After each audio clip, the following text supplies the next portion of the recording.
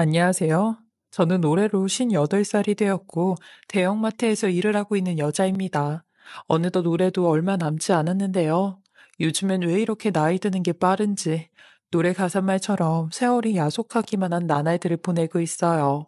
제가 58년을 살면서 이루어 놓은 게 하나도 없다 보니, 다른 사람들보다 나이 먹는 게 더 아쉬운 것 같아요.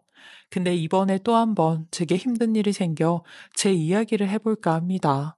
맨날 사연을 들어만 봤지 써본 적은 없기에 부족한 글재주 양해해 주시고 들어주셨으면 좋겠습니다. 이 이야기를 시작하려면 30여 년 전 그때의 일부터 시작을 해야 될 것 같은데요. 제가 시집 식구들과 처음 인연이 닿은 건 병원에서였어요. 당시 23살이었던 제가 직장에서 일을 하다가 갑자기 배가 너무 아픈 겁니다. 정말 태어나서 처음 겪는 고통이었고 한겨울에 식은땀까지 나는데 직장에다간 아파도 아프다고 말을 못했어요. 그때 제가 직장에 들어간 지 얼마 되지 않았는데 신입사원으로 뽑혔을 때도 여자라는 차별을 받으며 불평등한 대우를 받고 있었는데 괜히 아프다고 얘기를 했다가 이러니까 여자들은 안 된다는 그런 소리를 들을까봐 아파도 이를 악물며 참고 있었어요. 게다가 선배 언니들에게도 민폐를 끼치고 싶지 않았기에 더 참았던 것도 있었죠. 아니, 근데 이놈의 배는 아픈 정도가 점점 심해지더니 이내 뒤틀리게 쑤시기 시작하는데 저도 모르게 쓰러져 버렸고 눈을 떠보니 응급실이더라고요. 병원에선 급성 맹장이라며 이 질병이 매우 높은 응급성을 가진 병이라 빠른 치료가 필요하다며 바로 수술에 들어가야 된다고 하는데 저는 그것도 모르고 무식하게 참고만 있었던 거죠. 수술을 하려면 보호자 동의가 있어야 하는데 지금 당장 보호자에게 연락을 하라고 하더라고요. 근데 저는 제가 제 보호자였기 때문에 보호자가 없다고 했어요. 왜냐면 저는 10살 때부터 고아로 보육원에서 지냈거든요. 그러니 병원 측에선 아는 사람한테라도 연락을 하라고 하는데 결국 부를 사람이 없어 제가 살고 있던 옥탑방에 세를 준 집주인 아줌마를 불렀어요. 그렇게 부모 없는 서름에 수술도 바로 못하고 한참 동안 기다렸다가 겨우 수술을 받게 되었는데 평상시에는 부모의 빈자리를 잘 못 느꼈었는데 아프니까 너무 서럽고 서글프더라고요. 내 옆에는 정말 아무도 없구나 라는 생각에 그때 처음으로 어린 나이에 가족을 만들고 싶다는 생각이 들었어요.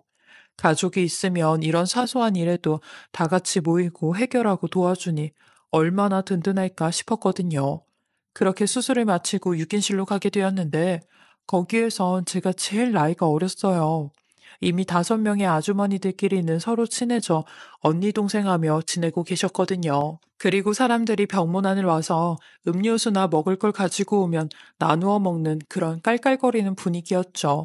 제가 수술을 마치고 입원실로 들어가니 무슨 신입이라도 온 것 마냥 다들 궁금해서 저만 쳐다보고 있는데 그땐 저도 수술이 막 끝나 몸이 너무 아파서 진통제를 더 놔달라고 했던 때라 그 아주머니들하고 이런저런 얘기를 할 그런 컨디션은 아니었어요.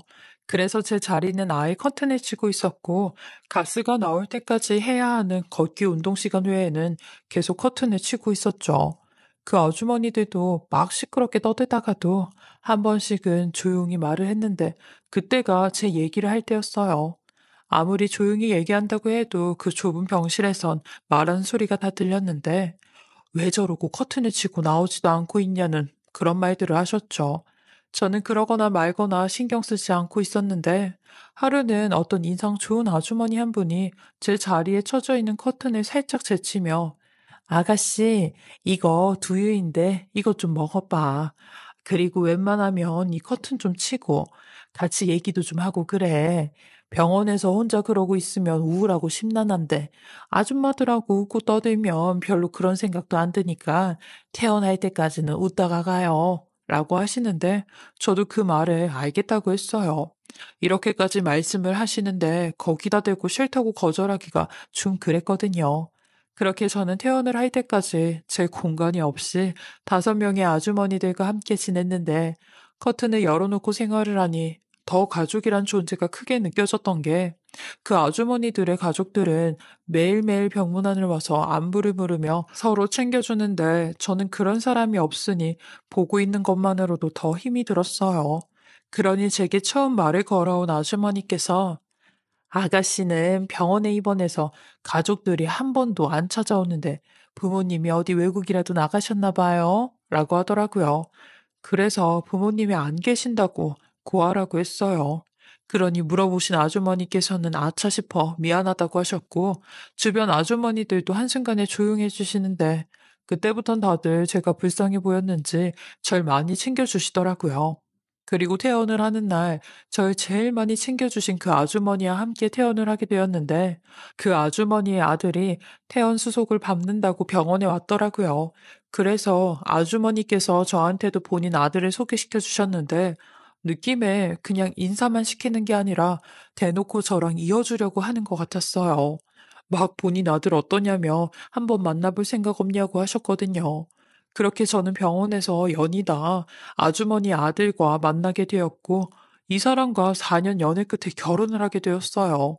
수술을 받기 전 나도 가족을 만들고 싶다라고 바랬던 제 소망이 현실로 이루어지게 된 거죠. 저는 남편과 4년 동안 만나면서 시어머니와도 정말 가깝게 지냈는데, 시어머니는 절 항상 진심으로 대해주셨어요. 제가 고아이다 보니 많이 안쓰러워하시고 딱하게 여기셨지만, 단 한 번도 제 앞에서 티를 내지 않으셨고 늘 한결같이 대해주셨는데, 저도 너무 감사했어요. 심지어는 시어머니랑 밖에 나가면 사람들이 다들 저를 모녀지간으로 볼 정도였는데 나쁘지는 않더라고요. 이런 시간들이 쌓여 결혼을 하니 저는 더 좋았던 게, 서로 알아가려고 하지 않아도 이미 서로에 대해 많이 알고 있으니 그런 시간이 필요하지 않았죠. 뭘 좋아하고 뭘 싫어하는지 다 알고 있었으니까요. 그래서 결혼할 때도 제 사정을 잘 알고 계신 시어머니는 제게 혼수나 예단은 일절 요구하지 않으셨어요. 대신에 조건이 하나 있었는데, 몇 년 동안만 시댁에서 같이 살다가 분가를 하라는 그런 조건이었죠. 저야 시부모님께서 그렇게 하라고 하면 당연히 네 하고 해야 되는 입장이었지만, 되려 저는 그 제안이 좋았어요. 맨날 혼자서만 지내던 제 삶에 가족이라는 온기가 돌았고, 매일 저녁 퇴근을 하고 집에 들어가는 게 설레일 정도였거든요. 아마 저희 시어머니는 제게 그걸 느꼈으면 해서 그런 제안을 하신 것 같았어요. 한 번은 제가 시어머니에게 이런 걸 물어본 적이 있었어요. 어머님은 왜 이렇게 저한테 잘해주시는 거냐고요. 사실 집안 차이도 꽤 나고 제가 잘난 것도 하나 없는데 왜 저를 선택하신 거냐고 하니, 시어머니께서 본인의 아픈 과거에 대한 이야기를 하기 시작하는데, 저는 전혀 예상치 못한 대답에 놀랐고, 시어머니에게 이런 일이 있었는지 의아할 뿐이었어요. 항상 밝고 쾌활하셔서 인생에 굴곡이 없으실 줄 알았는데 그게 아니었죠. 원래는 남편 위로 누나가 한 분 있었대요. 근데 시어머니가 남편의 누님을 시장에서 잃어버리는 바람에 여태까지 실종이 된 상태로 살아왔다는 겁니다. 죽었는지 살았는지도 모르고 살아왔다는데, 그때 남편 누님 나이가 4살밖에 안 되었대요. 그래서 시어머니는 고아로 자랐을 본인 딸을 생각해 저한테 잘해주고 싶었다고 하시는데, 그 말을 듣곤 저도 가슴이 아팠고, 잠깐 시어머니의 진심을 오해해서 죄송스러울 뿐이었어요. 저 또한 시어머니에게 딸 같은 며느리가 되도록 항상 노력을 한다고 했죠. 저희 부부도 결혼을 하니 연애를 할 때랑은 다른 분위기였는데, 연애할 땐 매일 저녁마다 헤어지는 게 아쉬워 헤어지기 싫다고 했었는데, 결혼을 하니 이젠 그런 일도 없고 주말엔 하루 종일 붙어 있을 수도 있어 좋기만 했어요. 저희 부부끼린 전혀 문제가 없었는데 제가 문제였죠. 부모 복이 없는 저는 부모가 될 복도 없었는지 임신이 안 돼서 병원에 찾아가니 제가 아이를 낳을 수 없는 몸이라는 겁니다. 그 소리를 듣곤 남편뿐만 아니라 시부모님에게도 죄송스러워 고개를 들 수가 없었어요.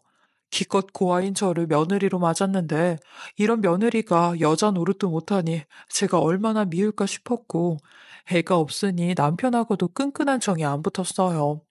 결혼을 하고 보니 부부 사이에서도 또 다른 정이라는 게 존재하더라고요.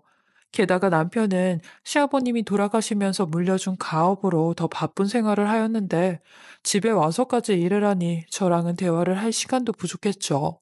어쩔 때는 저보다 비서랑 더 많은 대화를 나누었는데, 제가 이런 걸 좀 서운해하면 시어머니는 본인 아들 편에 들며, 남자가 큰일 하는데 자잘한 걸로 신경 쓰게 하지 말아라. 네 남편이 지금 놀고 있냐? 그런 거 일일이 따지고 들면 네 남편 큰일 못해 라며 하루가 멀다 하고 이런 말을 하셨는데 원래는 결혼하고 몇 년만 시댁에서 살다가 분가를 하기로 했던 약속은 시아버님이 돌아가시면서 무산이 되었고 저희가 시어머니를 모시고 살아야 되는 상황이 왔어요. 그러니 저는 남편과 겪는 갈등이 더 배가 되어 시어머니와도 갈등을 겪기 시작했죠. 그리고 사실 제가 남편과 시어머니에게 이런 사랑을 처음 받아봤다가 갑자기 무관심해지니 남편의 비서에게까지 질투를 느끼곤 했어요. 한 번은 그 둘의 사이를 저 혼자 오해해 의심을 품고 남편을 찾아간 적이 있었는데 남편이 비서와 단 둘이 호텔에 들어가는데 그걸 보곤 내가 이럴 줄 알았다 라고 생각해 이 둘을 가만 안 둔다는 심정으로 호텔방을 쳐들어갔는데 세상에 거기서 남편이 외국인 바이어랑 미팅을 하고 있었던 겁니다. 저는 그것도 모르고 문을 발로 차고 나오라며 소리를 지르고 난리를 쳤으니 망신도 그런 개망신이 없었죠. 결국 제 객기로 그 바이어와의 계약은 깨지게 되었고 이 일로 남편이나 시어머니는 절 완전히 의심병 환자로 취급을 하였어요. 특히 시어머니가 제게 엄청나게 뭐라고 하시며 너 그거 병이다. 아니 왜 멀쩡한 우리 아들을 의심하고 있냐고. 멀쩡히 돈 벌어가지고 오는 네 남편을 그렇게 잡고 싶냐? 어?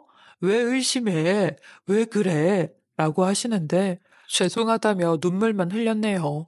남편에게도 미안하다고 하며 이제 두 번 다시 의심하지 않을 테니까 화 좀 풀라고 예걸복고를 해도 남편은 제게 오만 가지 정이 다 떨어졌다며 저를 쳐다보지도 않는데 몇 년 동안 거의 무늬만 부부로 지내며 아슬아슬하게 결혼 생활을 유지해 나갈 때쯤이었어요. 하루는 제가 점심 약속이 있어 밖에 나갔다가 집에 들어왔는데 저희 시어머니가 마루 한가운데서 주무시고 계시는 겁니다. 그래서 시어머니를 깨워 방에 들어가 주무시라고 하는데 이상하게 시어머니가 축 처져선 아무런 반응이 없는 겁니다. 저는 너무 놀라 시어머니를 좌우로 흔들어가며 일으키려고 하는데 그 순간 시어머니 몸에서 쪽지가 하나 툭 떨어졌고 저는 그 쪽지를 다 읽고는 말이 안 나와 그 자리에 주저앉고 말았어요. 그 쪽진 저희 남편이 남긴 쪽지였는데 시어머니가 지금 고혈압으로 뒷목을 잡고 쓰러지신 거라며 혼일은 저보고 알아서 처리를 하라는 겁니다. 그리고 엄마가 여태 당신을 잘 챙겨주었으니 이제부터는 당신이 엄마를 챙겨줄 때가 됐다며 우리 엄마를 좀 부탁한다고 하는데 대체 이게 다 무슨 소리인가 싶었어요. 그리고 더 기가 막혔던 건 마지막 줄엔 언젠간 본인이 돌아올 테니 그때까지 자기를 찾지 말아달라는 말을 써놓은 겁니다.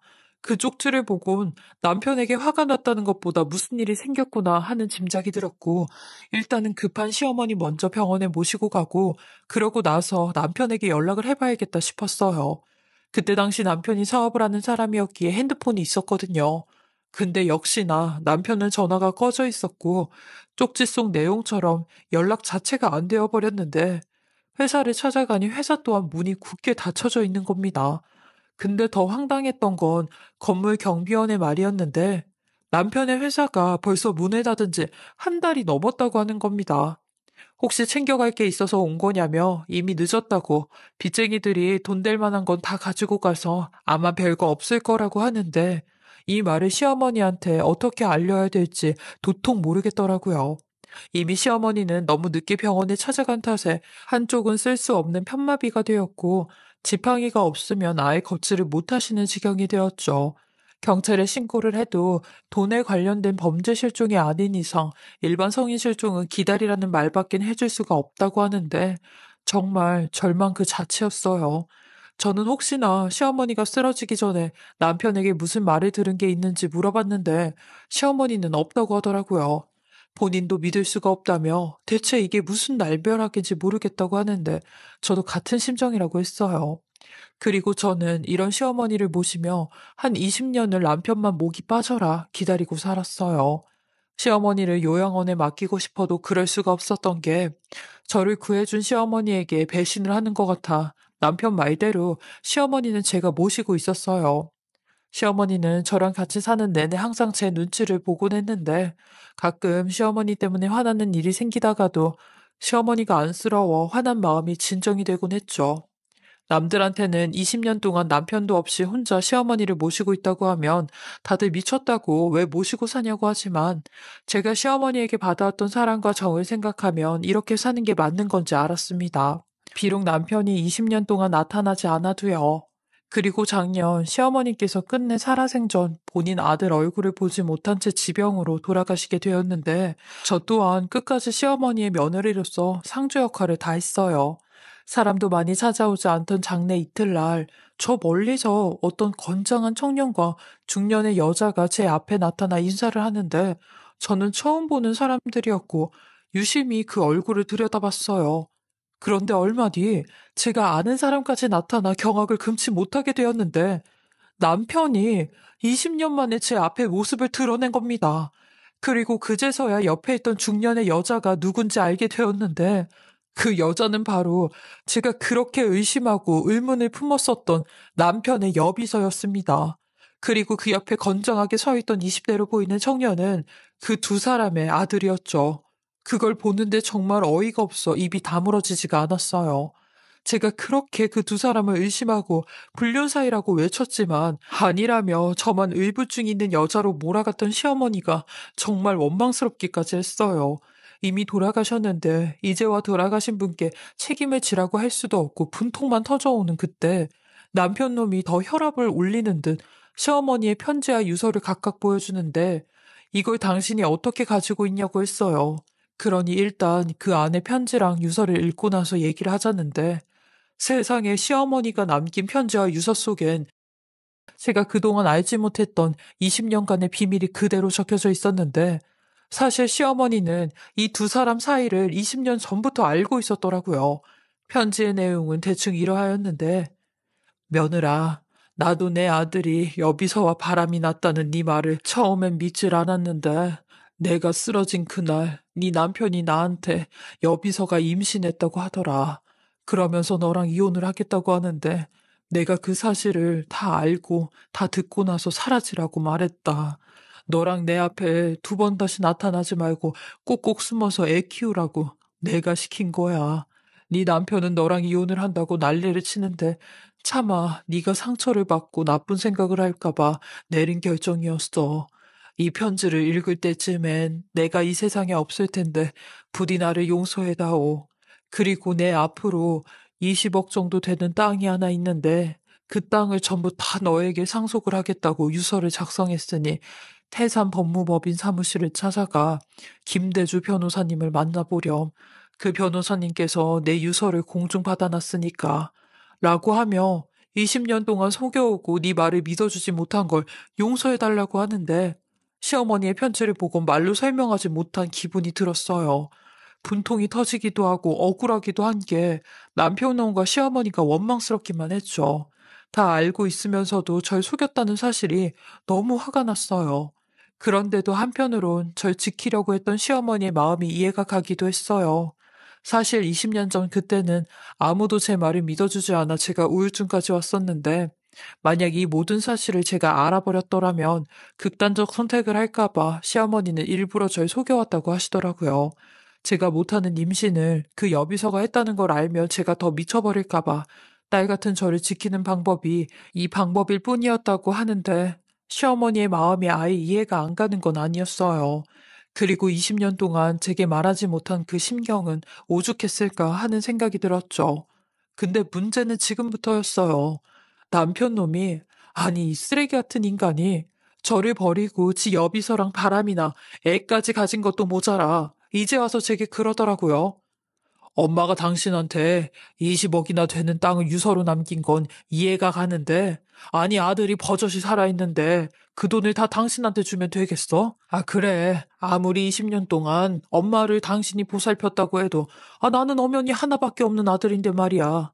그래서, 나도 20억에 대한 내 몫을 가져가야 될 것 같아. 그러니까 좋은 말로 할 때 반 내놔. 솔직히 내가 당신한테 반이나 떼어주는 것도 많이 떼주는 거야.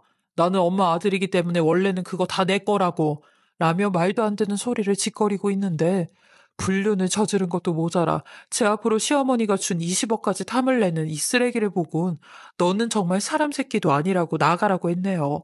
여기 들어올 자격이 없는 인간이라며 왜 그러고 사냐고 했어요.